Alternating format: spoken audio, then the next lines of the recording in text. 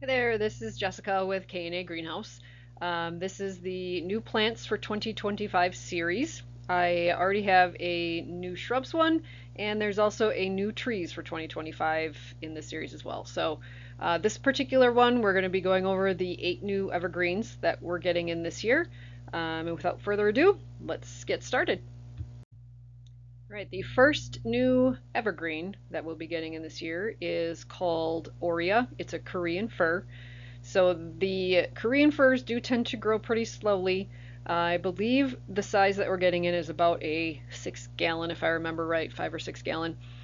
So the particular plant is not going to be huge. It's not going to be a full size plant for a very long time.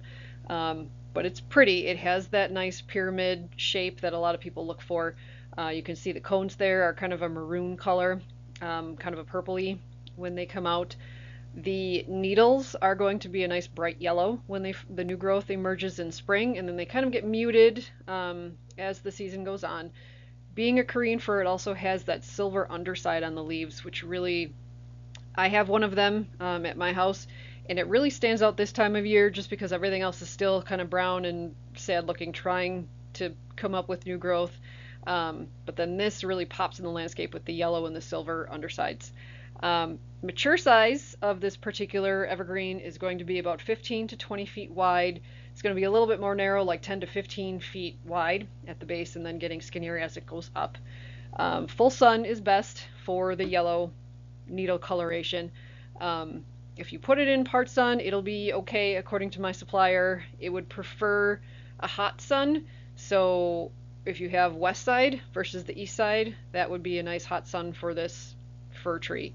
Um, does not like wet feet, so make sure that if you're planting this somewhere that it doesn't get a lot of moisture from like a low spot in the yard, or if you have an irrigation system, just make sure to plant this away from that irrigation system so it has a chance to dry out between getting watered.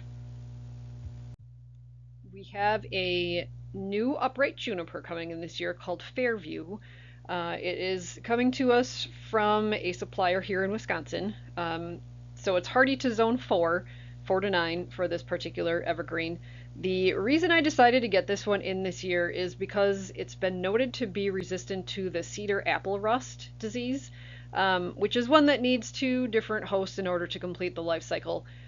The cedar part being the juniper, or if you have arborvitae, that will also be one half of that host life. Um, so this one is resistant to it, which is really nice.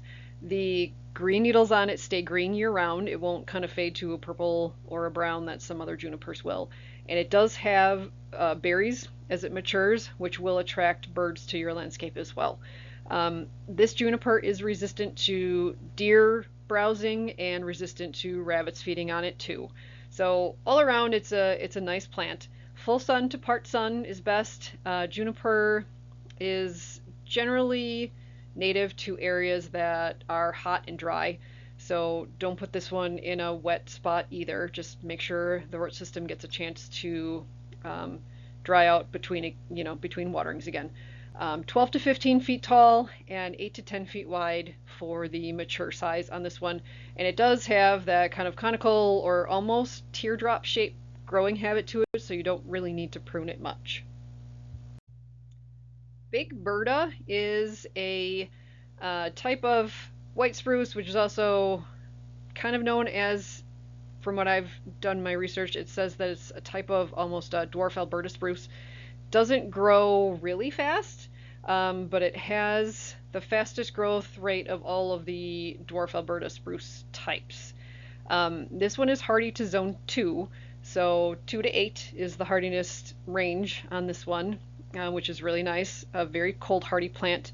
The mature size on it is 8 to 10 feet tall, and it'll be 6 feet wide with this teardrop shape that you can see here in the photo. But it will not put on a lot of growth because being this type of spruce, it tends to put on 4, maybe 6 inches of growth a year. So again, it's a slow growing plant. The needles on this one are also just a little bit longer than other dwarf Alberta spruce, so it has a little bit different appearance than the other dwarf Albertas that we're getting in. Still prefers full sun to part shade. The plant will tolerate full shade. If you put it there, it just seems like the needles are not as thick on the inside of it. It will lose a lot of the inside needles, so it'll appear a little bit more bare if you do put it in more of a full shade spot. Moonstone Blue Spruce is coming to us from Isley Nursery this year, from their Blues collection.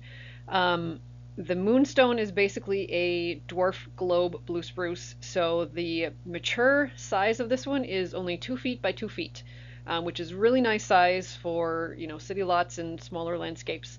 Like the globe blue spruce is about a 6-footer, so that sometimes will get too tall to put in front of windows, where this one would definitely fit, along the front foundation planting of your house. The shrub itself does not need pruning to stay in this size. This kind of just grows in this globe shape. And once it gets established, it's also drought tolerant. So this one does not like wet feet. Most evergreens don't like to have a lot of soil moisture. So this is no exception. Hardiness zone on this one is 2 to 7. So again, it's very hardy, especially for us here in the northern climates. And then full sun to part sun is best in order to maintain that nice blue color on the needles. And another dwarf blue spruce that we're getting this year is called Sester Dwarf. This is one I've tried to get in for a couple of years now, I believe. But the mature size on it is only 6 feet tall. It's only 4 feet wide. You can see from the photo, the plant itself does have that nice pyramid shape. It would be great if you're looking for something kind of, in the front of your house to put Christmas lights on. I know a lot of people struggle to find something short enough that they can put Christmas lights on and it won't be this 40-foot tall spruce tree. Full sun to part shade, again, 4 hours or more basically of sun per day in order to maintain that nice blue color in the needles. And just like the Moonstone, it's also hardy to zones 2 to 7. And drought tolerant, prefers not to have those wet feet. The Scotch Pine is one that I've had a handful of customers ask for over the last couple of years. And I was able to find it from a new supplier that we're trying out this year. So it's not going to be a large plant that we get in, but I think it'll be nice just to have it in stock, see if people are still interested in it. You can see it has kind of like that orange flaky bark, especially towards the top of the plant. You can see from that photo. It has a very interesting look. The branches tend to be horizontal. They almost have that look that you see a lot in Japanese gardens. If you've ever been to like the Anderson Gardens down in Rockford, this plant prefers full sun, so you will need 6 or more hours per day of sun for this one. The hardiness zone on is 2 to 7, so definitely hardy here for us in Wisconsin. And the mature size on it, though, you are going to need to give it more space, about 30 to 50 feet tall and about the same width. So I would definitely not plant this one close to your house.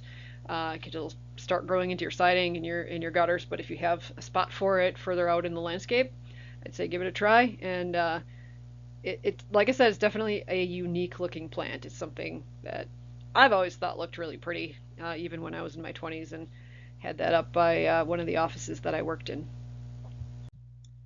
Stonehenge Skinny Yew is one of the new yews that I could get in this year. I've had some people ask for the Druid. I'm not able to find the Druid variety yet, but the Stonehenge Skinny I was able to get this year. Only getting one shipment of this plant, and it's coming really close to Mother's Day, so that one is going to be something that if you're interested in it, I would probably call or email us to see if we have it in stock before you pop out. We're not getting huge numbers of it just because it's so new to the market. This is the first year that I've seen it available to us as an independent garden center. So not a lot of numbers this year, but hopefully in years going forward, we'll be able to get more of them. This yew likes full shade, part shade, or full sun.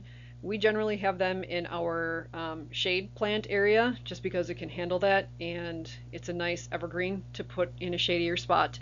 This one is 6 to 8 feet tall and only 1 foot wide. So it's definitely a skinny plant, not something I would use for a hedge just because you need so many of them to make any sort of hedge. But it's tall skinny, it's going to be a nice accent plant or kind of a filler in an area that you just need some sort of height. And the hardiness zone on this one is 4 to 7, so we'll be able to grow it down here on the southern half of the state. And our last new evergreen for 2025 is an arborvitae called Planet Earth. It has, as you can see, the nice globe-shaped growing habit here. You don't need to prune it to make it look like that. That's just what it looks like growing out in the fields. This one is coming to us from Bailey Nurseries. Full sun to part sun, which is 4 hours or more per day of sunlight. And this particular variety is resistant to needle blight that sometimes you'll find on the arbs here. So it's nice to have that as an option in the landscape. Hardy to zone 4, so again, southern half of the state should be totally fine to get this particular evergreen, put it in the garden.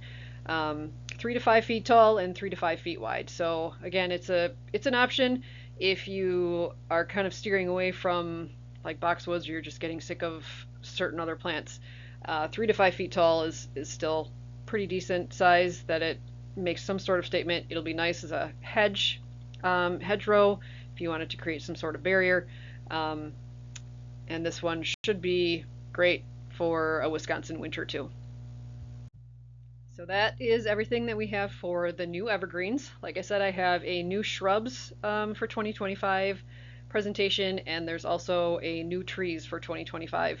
If you have any questions, you can always email me at knagreenhouse@gmail.com. I would just ask that you put attention Jessica in the subject line so that I know that the email is meant for me. We do have multiple people checking that email, and sometimes stuff goes under the radar if my name's not in that subject line. You can always give us a call. I tend to work more at the Verona location, but I am at the Fitchburg store once or twice a week yet as well. Or if you prefer text message, I do have a cell number that you can text. It is area code 920-415-4474. And with that, I hope to see you out in the nursery yard this spring.